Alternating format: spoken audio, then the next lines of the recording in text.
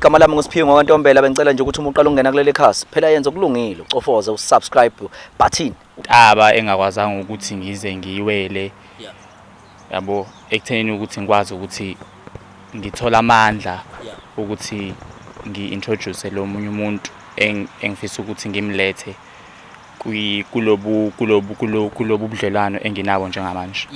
Udaba lakho mfethu limi kanjani umuntu mhlambe nje awuchaza bekuchazele nje umuntu mhlawumbe ongazi ukuthi mhlawumbe ngumuntu mhlawumbe wesimame mhlawumbe ngumuntu ophila nemizwa mhlawumbe into kanjani. Okay, so I am homosexual, which means ukuthi ngijola nabafana eyami imizwa nje ukuthi nje ngijola nabafana, but manje ngithole sengisenkingeni, not enkingeni but nje I'm shocked ngoba 2 months ago or 1 month ago ngithole sengiba nemizwa manje like yamantombazane ngathini sengidevelopa lama feelings for amantombazane.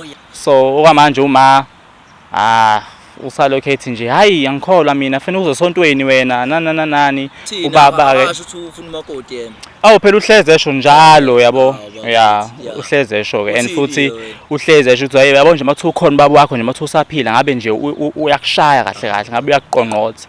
Wo mina mithi ufuna unkosikazi ngivele ngithi hey ma uma yancane ngisamncane ngisayithola ukuthi nguba kanti ngiyazazi ukuthi nguba yabo but ngoba umzali ngizama ukuthi ngimu protect from being hurt and everything, so nje ngiyazama ukuthi ngithambise mangikhuluma naye. Awukazi umbambe mfethu ephutheni umjitsi.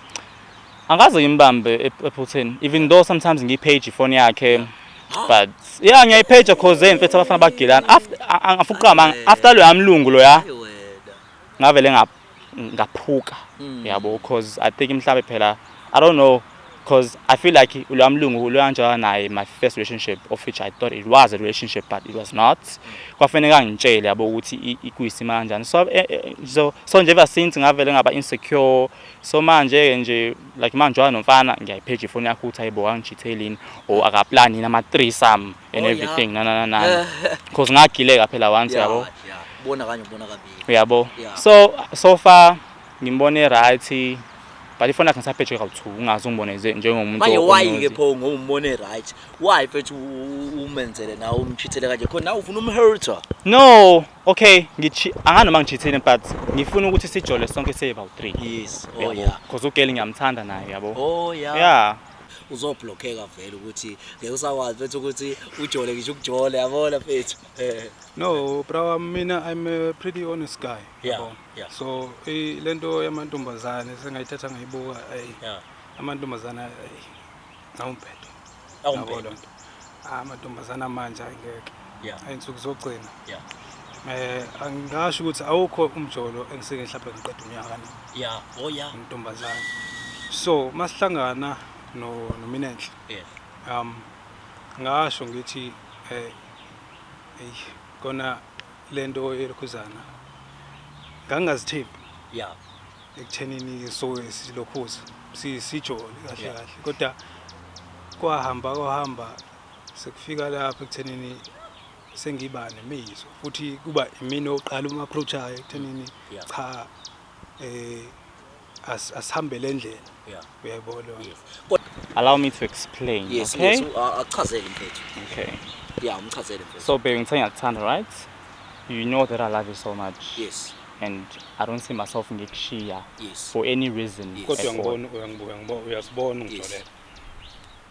Ujolela mina. No, angiboni ngikujolela.